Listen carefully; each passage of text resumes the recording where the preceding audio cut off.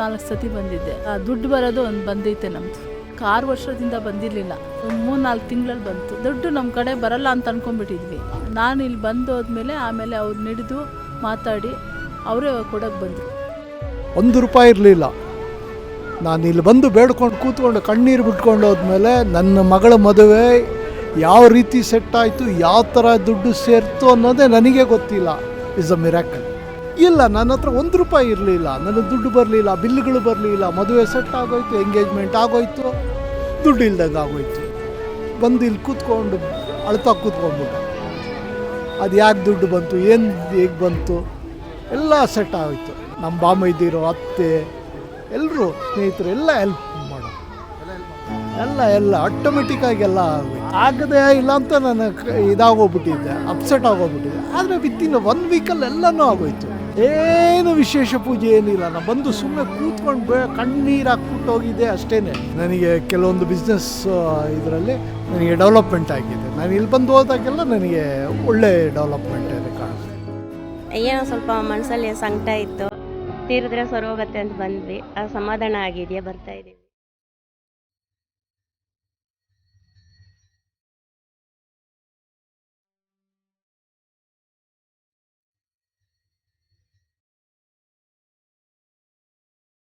ಬರೋಕ್ಕಿಂತ ಮುಂಚೆ ಕಷ್ಟ ಇತ್ತು. ಕಷ್ಟ ಸ್ವಲ್ಪ ಏನೋ ₹1 ಉಳ್ಸೋಕ್ಕೂ ಹಿಂದೆ ಬಂದು ನೋಡ್ತಾ ಇದ್ದೆ ನಾನು. ಫುಲ್ಲು ಏನು ಸಿಗತ್ತಾ ಏನು ಅನ್ನಿಸುತ್ತೋ ನನಗೆ ಹತ್ತಂತ ಇದ್ದೆ. ಫುಲ್ಲು ಸಾಲ ಆಯಿತು. ಇವಾಗ ಸ್ವಲ್ಪ ಪರವಾಗಿಲ್ಲ. ಸಾಕಷ್ಟು ದುಡ್ಡಿನ ಸಮಸ್ಯೆ ಆಗಿರ್ಬೋದು, ಆರೋಗ್ಯ ಸಮಸ್ಯೆ ಆಗಿರ್ಬೋದು, ವ್ಯವಹಾರದ ಸಮಸ್ಯೆ ಆಗಿರ್ಬೋದು, ಅಥವಾ ಸಂತಾನ ಭಾಗ್ಯನೇ ಆಗಿರ್ಬೋದು. ಕೆಲವರೆಲ್ಲ ಹೇಳ್ತಾರೆ ಇಲ್ಲಿ ಬಂದವರು ಆಗುತ್ತಾ ಇಲ್ಲೋ, ಸುಮ್ಮನೆ ಹೇಳ್ತಾರೆ, ಬಿಲ್ಡಪ್ಪಿಗೆ ಕೊಡ್ತಾರೆ ಅಂತಂತೆ. ಆ ಥರ ಇಲ್ಲ. ನನಗೆ ವೈಯಕ್ತಿಕವಾಗಿ ಎಲ್ಲ ಅನುಭವ ಆಗಿದೆ, ಎಲ್ಲ ಒಳ್ಳೆಯದೇ ನಡೆದಿದೆ. ಆಮೇಲೆ ನಾನು ಒಂದು ಪ್ರದೋಷ ಮಿಸ್ ಮಾಡಿದ್ರೂ ಏನೋ ಒಂಥರ ಮನಸ್ಸಿಗೆ ನೆಮ್ಮದಿ ಇರಲ್ಲ. ಬಂದು ಹೋಗ್ತಿದ್ದಂಗೆ ತುಂಬ ಚೆನ್ನಾಗಿರ್ತೀನಿ. ವ್ಯವಹಾರನೂ ತುಂಬ ಚೆನ್ನಾಗಿ ನಡೀತಿದೆ ನನಗೆ. 4 ವರ್ಷದಿಂದ ನಾನೇ ಇಲ್ಲಿ ಪ್ರಸಾದನ ಅನ್ನದಾನನೂ ನನ್ನ ಕಡೆಯಿಂದನೇ ಮಾಡಿ, ದಿನನಿತ್ಯ ಪ್ರದೋಷಕ್ಕೆ ಅದು ವಿಶೇಷ ಪೂಜೆ ಏನೇ ಇದ್ರೂ ನನ್ನ ಕಡೆಯಿಂದನೇ ಪ್ರಸಾದ ಮಾಡಿ ಇಲ್ಲಿ ದೇವ್ರ ಸೇವೆಗೆ ತಲುಪಿಸ್ತಾ ಇದ್ದೀನಿ. ಸರ್, ಈ ವಿಡಿಯೋ ಮೂಲಕ ನಾನು ಹೇಳೋದಿಷ್ಟೇ, ಮೂಢನಂಬಿಕೆ ಅಂತ ಯಾರೂ ಅನ್ಕೊಂಬೇಡಿ. ನನ್ನ ವೈಯಕ್ತಿಕ ಜೀವನದಲ್ಲಿ ಎಲ್ಲ ನಡೆದಿದೆ. ನನಗೆ ಸಂತಾನ ಭಾಗ್ಯನೂ ತಲುಪಿದೆ. ನನಗೆ ವ್ಯವಹಾರದಲ್ಲೂ ಚೆನ್ನಾಗಿ ಕೈ ಹಿಡಿತಿದೆ, ಒಳ್ಳೇದಾಗ್ತಿದೆ ನನಗೆ. ಬನ್ನಿ, ನಂಬಿಕೆ ಇಟ್ಟು ಬನ್ನಿ, ನಿಮಗೂ ಎಲ್ಲ ಒಳ್ಳೇದಾಗಲಿ, ನಂಬಿ ಅಷ್ಟೇ. ನಮ್ಮ ಮಕ್ಕಳು ಬಂದು ದೇವಸ್ಥಾನದ ಬಗ್ಗೆ ವಿಚಾರಿಸ್ಕೊಂಡು ಬಂದು ಹೋದ್ಮೇಲೆ ನಮಗೆ ಮೈ ಹುಷಾರಾಯಿತು, ಚೆನ್ನಾಗಾಯಿತು. ನಿಜವಾಗ್ಲೂ ಏನಾದರೂ ನೆಗೆಟಿವ್ನೆಸ್ ಇದ್ದರೆ ಇಲ್ಲಿ ಬಂದರೆ ವಾಸಿ ಆಗ್ತದೆ. ಅದೇ ನನಗೆ ತುಂಬ ಗಂಡ ಹೆಂಡತಿ ಇಬ್ಬರು ಮಲ್ಕೊಂಡಲ್ಲೇ ಇದ್ವಿ. ಅಂದರೆ ಅಷ್ಟು ಜ್ವರ ಬಂದಿತ್ತು ನಮಗೆ. ಮಾತ್ರೆ ತೊಗೊಂಡು ಇದು ಮಾಡಿದರೂ ವಾಸಿ ಆಗ್ತಾ ಇರಲಿಲ್ಲ. ಆಮೇಲೆ ನನ್ನ ಮಕ್ಕಳಿಬ್ಬರು ದೇವಸ್ಥಾನಕ್ಕೆ ಬಂದಮೇಲೆ ಒಂಚೂರು ಸರಿ ಹೋಯಿತು. ಆಮೇಲೆ ನಾವು ಅವರು ಕರ್ಕೊಂಡು ಬಂದಮೇಲೆ ದೇವಸ್ಥಾನಕ್ಕೆ ಬಂದಮೇಲೆ ಸರಿ ಹೋಯ್ತು. ನಿಜವಾಗ್ಲೂ ಇಲ್ಲಿ ಬಂದು ಏನೋ ಪಾಸಿಟಿವ್ ವೈಬ್ಸ್ ಕಾಣ್ತಾ ಇದೆ. ಅದೇ ಇವಾಗ ಅವರು ತೀರ್ಥ ಸ್ನಾನ ಮಾಡಿಸಿದ್ರು, ಅದಾದಮೇಲೆ 21 ಪ್ರದಕ್ಷಿಣೆ ಹಾಕಿ ಅಂದರು. ಹಾಕಿದ್ವಿ, ಭಕ್ತಿಯಿಂದ ಹಾಕಿದ್ವಿ. ಮತ್ತು ಆಗಬೇಕಾದ್ರೂ ಒಂಥರ ಏನೋ ಎನರ್ಜಿ ಬರ್ತಾ ಇದೆ. ದೇವರನ್ನು ನಂಬಿ ಇಲ್ಲಿಗೆ ಬರ್ಬೋದು, ಅಷ್ಟನ್ನು ನಾನು ಹೇಳ್ತೀನಿ. ಮದುವೆ ಆಗುವಂಥದ್ದು ತುಂಬ ವರ್ಷಗಳಿಂದ ಮದುವೆ ಆಗಿರೋದಿಲ್ಲ, 30-32 ವರ್ಷ ಈ ರೀತಿಯಾಗಿ ಏನಾದರೂ ತಾಪತ್ರಯಗಳಾಗಿದ್ದರೆ ಇಲ್ಲಿ ಕಂಕಣ ಕಟ್ಟಲಾಗುತ್ತೆ. ಅದರಿಂದ ಮದುವೆ ಆಗುವಂಥದ್ದು. ಪ್ರತಿ ಅಮಾವಾಸ್ಯೆ ಮತ್ತು ಪೌರ್ಣಮಿಯಲ್ಲಿ ಕಾಮಾಖ್ಯ ದೇವಿಯ ಹೋಮ ಮಾಡ್ತೀವಿ. ಇಲ್ಲಿ ಬಹಳ ಕಡೆ ಬರೀ ಪ್ರತ್ಯಂಗಿರ ಹೋಮ ಮಾಡ್ತಾರೆ. ಇಲ್ಲಿ ಕಾಮಾಖ್ಯ ದೇವಿ ನೀವು ಕೇಳಿರ್ತೀರ. ಕಾಮಾಖ್ಯ ದೇವಿ ಗುವಾಹಟಿಲಿರುವಂಥದ್ದು.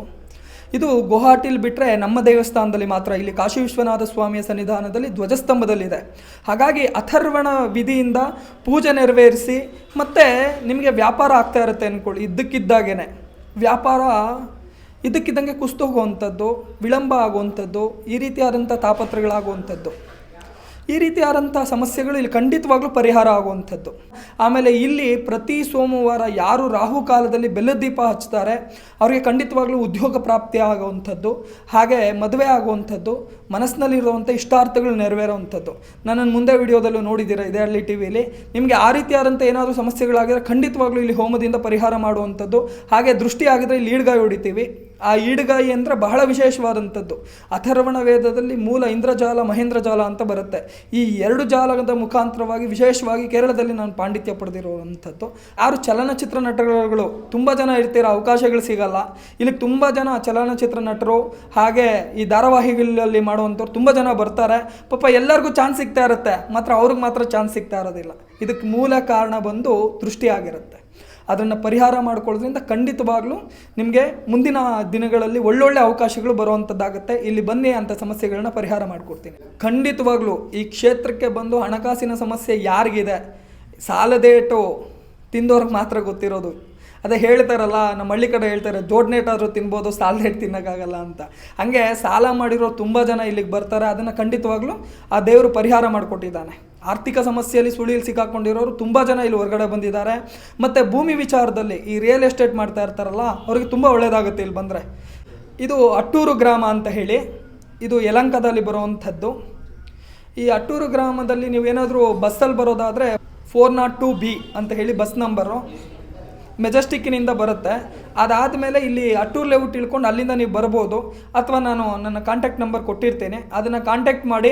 ಬರೀ ನಿಮಗೆ ಲೊಕೇಶನ್ನು ಅಡ್ರೆಸ್ ಮಾತ್ರ ಹೇಳೋದಕ್ಕೆ. ಆಮೇಲೆ ಇಲ್ಲಿ ನೋಡೋದು ನಾಡಿ ಜ್ಯೋತಿಷ್ಯ ಮಾತ್ರ. ನಿಮ್ಗೆ ಗೊತ್ತಿರ್ಬೋದು ಹಿಂದಿನ ವಿಡಿಯೋದಲ್ಲಿ ನಾನು ನಾಡಿ ಜ್ಯೋತಿಷ್ಯ ಮಾತ್ರ ನೋಡುವಂಥದ್ದು.